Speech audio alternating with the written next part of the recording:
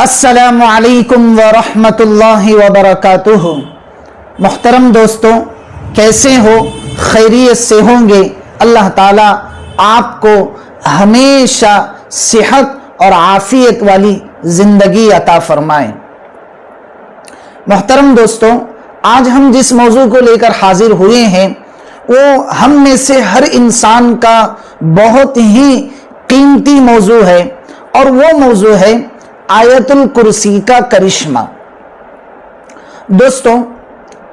ہماری روزمرہ کی زندگی میں جہاں پر ہماری بہت ساری پریشانیاں اور تکلیفیں اور مصیبتیں ہمیں لوگوں کے واسطوں سے پہنچتی ہیں، انہی تکلیف، انہی مصیبتوں اور پریشانیوں میں سے کچھ تکلیفیں ایسی بھی ہوتی ہیں جو تکلیفیں ہمیں اللہ کی دیگر مخلوقات کی طرف سے پہنچتی ہیں۔ لیکن بزرگ اور دوستوں، آئے دن ایسے واقعات اور ایسی چیزیں سننے میں ملتی ہیں کہ ایک ایمان والے کے ناطے اور ایک سچے پکے مسلمان ہونے کے ناطے ایسے واقعات کو سن کر آدمی کا دل دہل جاتا ہے۔ اس لیے آج میں آپ کی خدمت میں لے کر حاضر ہوا ہوں ایسی دو آیت کریمہ اور ایسی دو قیمتی باتیں جو میرے لیے اور آپ کے لیے بہت بڑا سرمایہ اور بہت بڑا ہمارے مسائل کا حل اس میں موجود ہے۔ تو بزرگ اور دوستوں، ہم جہاں اپنی دنیا کی تکلیفوں کو، مصیبتوں کو، آزمائشوں کو حل کرنے کے لیے جہاں ہم بہت ساری کوششیں کرتے ہیں، جہاں ہم بہت ساری تکلیفوں کو برداشت کر کے ان مصیبتوں کا، ان تکلیفوں کا حل تلاش کرتے ہیں، ٹھیک اسی طریقے سے ہمیں قرآن کریم اور احادیث نبویہ صلی اللہ علیہ وسلم کی روشنی میں ہمیں اللہ کی دیگر مخلوقات کی طرف سے پہنچنے والی تکلیفوں کا حل بھی ضرور تلاش کرنا چاہیے۔ ان چیزوں میں سے ایک بہت بڑی چیز ہے آیت الکرسی کا پڑھنا، یاد کرنا اور اس کو حفظ یاد کرنا۔ ویسے ہر مسلمان کے سینے میں یہ چیزیں محفوظ ہی ہوتی ہیں اور یاد ہی ہوتی ہیں، لیکن اس سلسلے میں اور اس کے پڑھنے کے مواقع کو ہم بعضی مرتبہ بھول جاتے ہیں۔ تو بزرگ اور دوستوں، آیت الکرسی ایک بہت بڑا کرشمہ ہے، اور یہ اللہ کی طرف سے اور اللہ کے خزانے سے اس امت کو دیا گیا بہت ہی عظیم تحفہ ہے جو اس امت کو اللہ تبارک و تعالیٰ نے آیت الکرسی عطا فرمائی ہے۔ اور اس کے کیا کیا کرشمے میں آپ کے سامنے رکھوں۔ حضرت ابو ہریرہ رضی اللہ عنہ فرماتے ہیں کہ اللہ کے نبی صلی اللہ علیہ وسلم نے مجھے بیت المال کے خزانوں کا والی مقرر فرمایا تھا، اس کے ذمہ دار مجھے مقرر فرمایا تھا۔ اچانک میں ایک رات دیکھتا ہوں کہ ایک شخص آتا ہے اور مٹھی بھر کر اس خزانے میں سے، اس چاول کی بوریوں میں سے، اس بیت المال میں سے لے کر چلنا شروع کر دیتا ہے۔ میں جب اس کو دیکھتا ہوں تو پھر میں اس کو پکڑ لیتا ہوں اور میں کہتا ہوں کہ تم کوئی اجنبی نظر آتے ہو، تم کون ہو اور اتنی رات میں یہاں آ کر بیت المال میں سے بغیر بتلائے، بغیر پوچھے لے کر جا رہے ہو، بتاؤ تم کون ہو۔ جب اس بوڑھے شخص کو حضرت ابو ہریرہ رضی اللہ عنہ نے یہ سوال کیا تو وہ بہانے بنانے لگا اور کہنے لگا، مجھے چھوڑ دو، میرے چھوٹے بچے ہیں، میرے گھر میں پریوار ہے جو میری راہ دیکھتے ہوئے بیٹھے ہوئے ہیں، میرے انتظار میں بیٹھے ہیں، اگر تم نے آج مجھے پکڑ لیا تو آج وہ بھوکے سو جائیں گے۔ اس طریقے سے وہ بہانے بنا کر پہلی مرتبہ چھوٹ جاتا ہے اور چلا جاتا ہے۔ دوسرا دن ہوتا ہے تو صبح میں اللہ کے نبی صلی اللہ علیہ وسلم نے خود فرماتے ہیں کہ ابو ہریرہ، تمہارے اس قیدی کا کیا ہوا جو کل رات میں آیا تھا؟ جب حضرت ابو ہریرہ رضی اللہ عنہ یہ سنتے ہیں تو وہ فرماتے ہیں کہ یا رسول اللہ، کوئی غریب مسکین آدمی تھا جو بیچارہ مجبوری میں آیا ہوا تھا، میں نے اس کو پکڑ بھی لیا تھا لیکن اس کی مجبوری کو سن کر، اس کی پریشانیوں کو سن کر میں نے اسے چھوڑ دیا۔ اللہ کے نبی صلی اللہ علیہ وسلم جیسے ہی یہ بات سنتے ہیں تو آپ فرماتے ہیں ابو ہریرہ کل رات میں بھی وہ ضرور آئے گا۔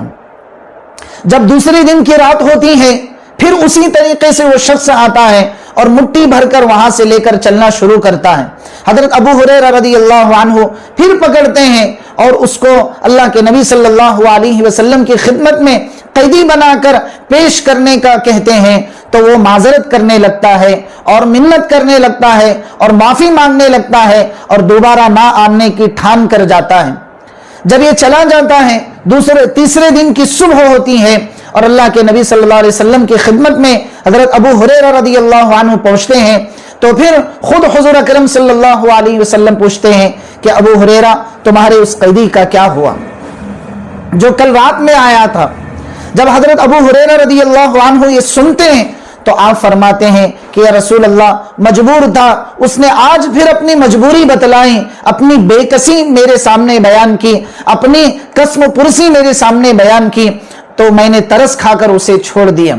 حضرت ابو ہریرہ رضی اللہ عنہ کا یہ جواب سن کر حضور صلی اللہ علیہ وسلم فرماتے ہیں ابو ہریرہ آئندہ کل بھی وہ دوبارہ آئے گا۔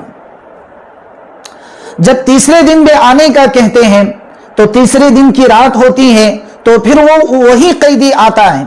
اور مٹھی بھر کر لے کر جانا شروع کر دیتا ہے تو حضرت ابو ہریرہ رضی اللہ عنہ اس کو مضبوطی سے پکڑ لیتے ہیں اور یہ کہتے ہیں کہ تو اسی طریقے سے 2 مرتبہ میرے ساتھ میں دھوکہ کر چکا ہے، اب میں اس مرتبہ تجھے چھوڑنے والا نہیں، میں تمہیں حضور کی خدمت میں ضرور لے کر جاؤں گا اور آج رات تمہیں میں قیدی بنا کر رکھوں گا۔ جب وہ یہ بات سنتا ہے، وہ بوڑھا یہ بات سنتا ہے تو کہنے لگتا ہے مجھے چھوڑ دیں، میں تمہیں ایک ایسی چیز سکھلاتا ہوں جو تمہارے لیے بہت نفع کی چیز ہے، جو تمہارے لیے دنیا اور آخرت میں بہت ساری تکلیفوں سے نجات کی چیز ہے۔ میں تمہیں ایک ایسی چیز سکھلاتا ہوں جو تمہارے لیے دنیا اور آخرت میں بہت ساری چیزوں سے حفاظت کی چیز ہے۔ اور اس بوڑھے شخص نے یہی آیت الکرسی حضرت ابو ہریرہ رضی اللہ عنہ کو سکھلائی۔ جب تیسرے دن کی رات ختم ہو جاتی ہے اور چوتھے دن کی صبح میں یہ حضور کی خدمت میں پہنچتے ہیں اور یہ سارا ماجرا سناتے ہیں تو حضور کہتے ہیں ٹھیک ہے، اس نے جو بات کہی ہے وہ بالکل 100% درست بات ہے اور اس نے جو کہا ہے وہ سچ کہا ہے، لیکن کہنے والا وہ جھوٹا تھا۔ تو حضرت ابو ہریرہ رضی اللہ عنہ اچھنبے میں پڑ جاتے ہیں اور پوچھتے ہیں کہ یا رسول اللہ وہ شخص کون تھا؟ تو حضور اکرم صلی اللہ علیہ وسلم فرماتے ہیں وہ در حقیقت میں شیطان تھا جو اس طریقے سے چالاکیوں کے ساتھ مکاریوں کے ساتھ تمہیں دھوکے دیتا رہا، لیکن جو اس نے بات کہی ہے اور جو کلمات تمہیں سکھلائے ہیں وہ حقیقت میں سچ ہے اور یہ اللہ کی طرف سے اور اللہ کے خزانے سے اس امت کو یہ تحفہ عطا کیا گیا ہے۔ تو دوستوں